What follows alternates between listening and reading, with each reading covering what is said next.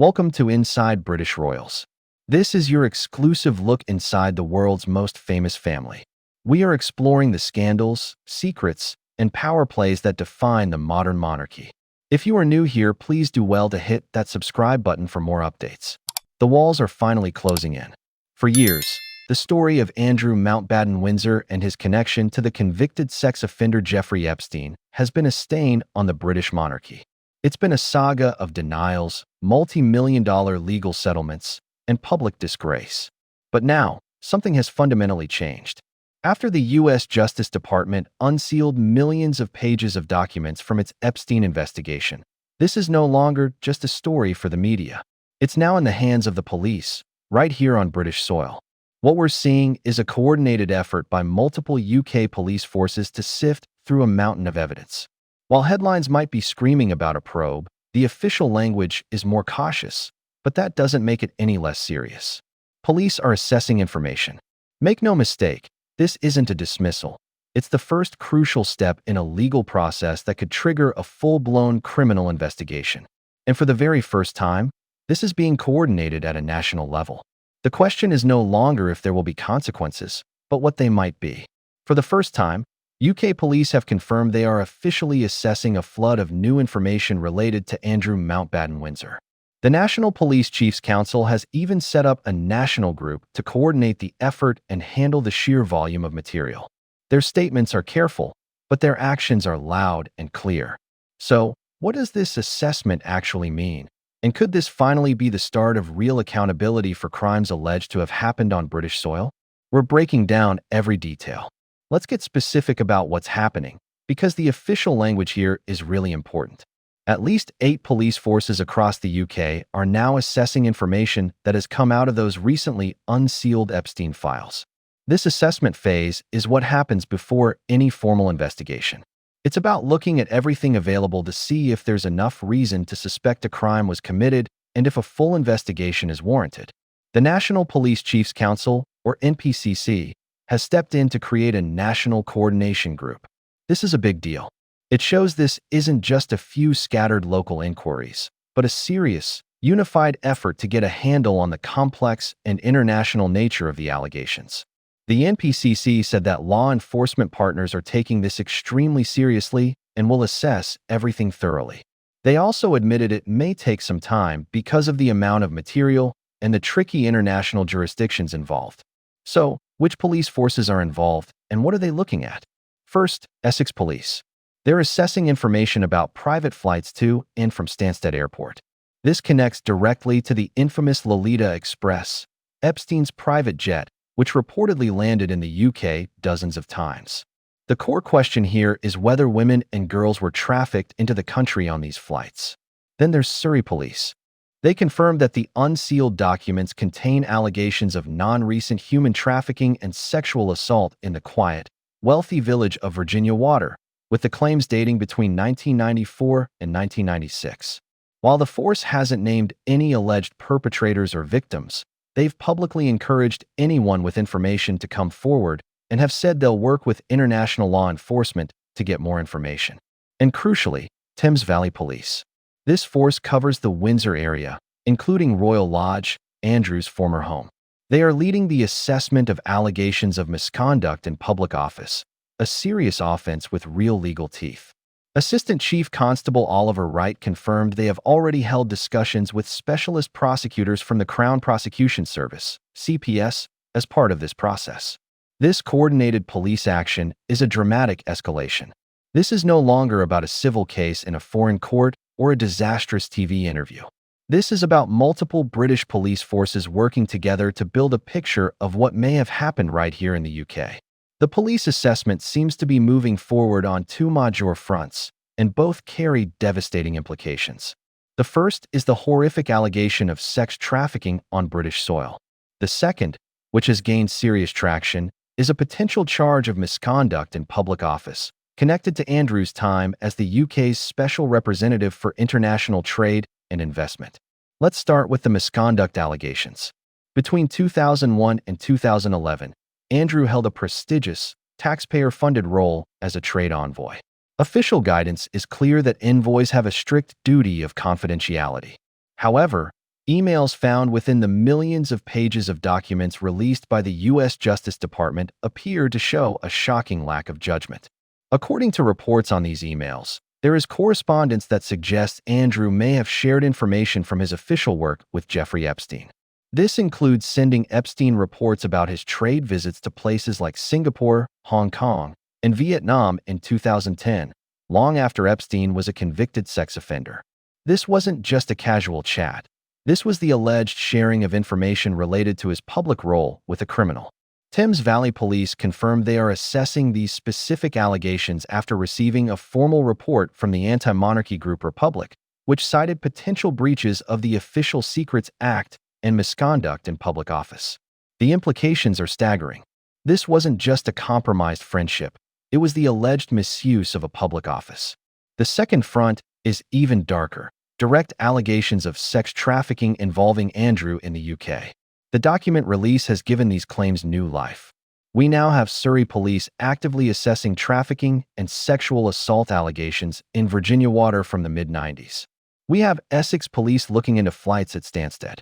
And according to the campaign group Republic, they have also reported Andrew to the police on suspicion of trafficking offenses after a new accuser alleged she was brought to the UK in 2010 for a sexual encounter at Royal Lodge. These aren't just old rumors being rehashed. This is new information from official U.S. court documents now being examined by British police, creating a legal threat to Andrew that is more direct and closer to home than ever before. With police forces now coordinating their work, the big question is how the establishment will react. How are the Crown and the country's top prosecutors handling this unprecedented situation? Buckingham Palace, for its part, is trying to walk a fine line, distancing the institution from Andrew while signaling cooperation. A spokesperson for King Charles III said that the royal household is ready to cooperate with any police investigation. The statement reads, "If we are approached by Thames Valley Police, we stand ready to support them as you would expect," while noting the specific claims are for Mr. Mountbatten-Windsor to address. It's a carefully worded message that puts the responsibility on Andrew, while making sure the monarchy is seen as compliant. This is a world away from the years of perceived silence. Remember, it was only in January 2022 that Queen Elizabeth II stripped Andrew of his military affiliations and royal patronages, and he stopped using his Royal Highness style. That action came only after a U.S. judge ruled Virginia Giuffre's civil lawsuit against him could go to trial. Now, the pressure isn't external, it's coming from right here at home.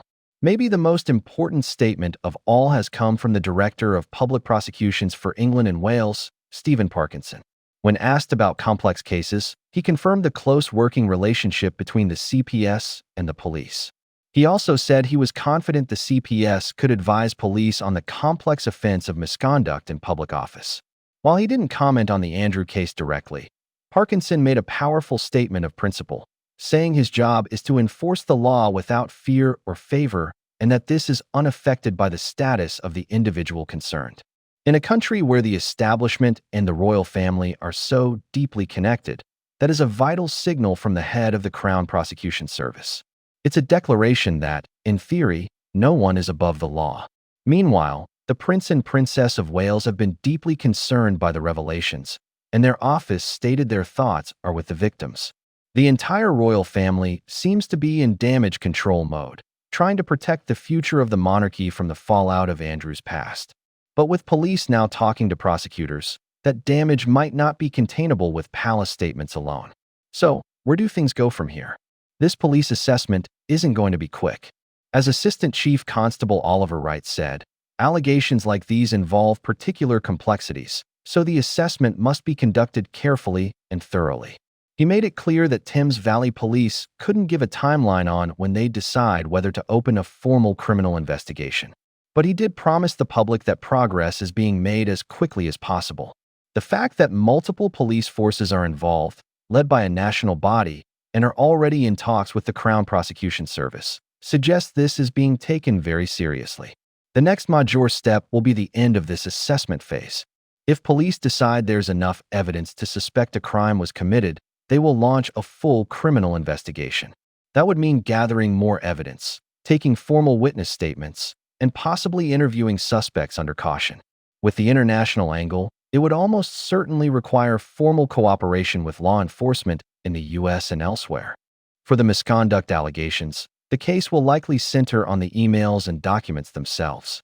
Experts would need to figure out just how sensitive the information Andrew allegedly shared was and prove that sharing it was a breach of his official duties. For the sex trafficking allegations, the path is much harder. It would require finding new evidence to back up the claims in the documents. That could be witness testimony, flight records, or financial transactions. This is incredibly difficult, especially for historical claims. Surrey police have already appealed for anyone with information about the alleged trafficking in Virginia water between 1994 and 1996 to come forward. The success of this front may depend entirely on whether victims or witnesses feel safe enough now to speak to British police. This is a slow, painstaking process. There won't be a quick resolution. But for the very first time, a clear, official, and legal path is being carved out on British soil. The wheels of justice are turning, and they're turning towards a man who, for a very long time, seemed completely untouchable. This story is moving fast, with multiple police forces and national bodies now involved. It is far from over. To make sure you don't miss any updates as police continue their assessment, subscribe to this channel and turn on notifications. We will continue to bring you fact-based analysis as this all unfolds. What started with unsealed documents in an American court has now kicked off a coordinated police action across the United Kingdom. This isn't just about royal reputation or PR anymore. It's now a matter of criminal assessment. The allegations are incredibly serious: sex trafficking and misconduct in public office. Police forces in Essex, Surrey, and the Thames Valley are methodically digging through evidence, coordinated by the National Police Chiefs Council and consulting with the Crown Prosecution Service. Official statements are cautious, stressing due process and the sheer complexity of the job. But the actions speak for themselves. An official process is underway to determine if crimes were committed on British soil. Buckingham Palace has pledged cooperation, and the nation's top prosecutor has reinforced the principle that everyone is equal under the law. We are in the early days of what could be a long and difficult legal journey. The outcome is anything but certain. But what is certain is that the wall of silence and denial that surrounded Andrew Mountbatten-Windsor for years has finally been breached by British law enforcement. The horror of the Epstein saga has officially landed on Britain's doorstep, and the pursuit of justice, no matter how delayed, has finally begun.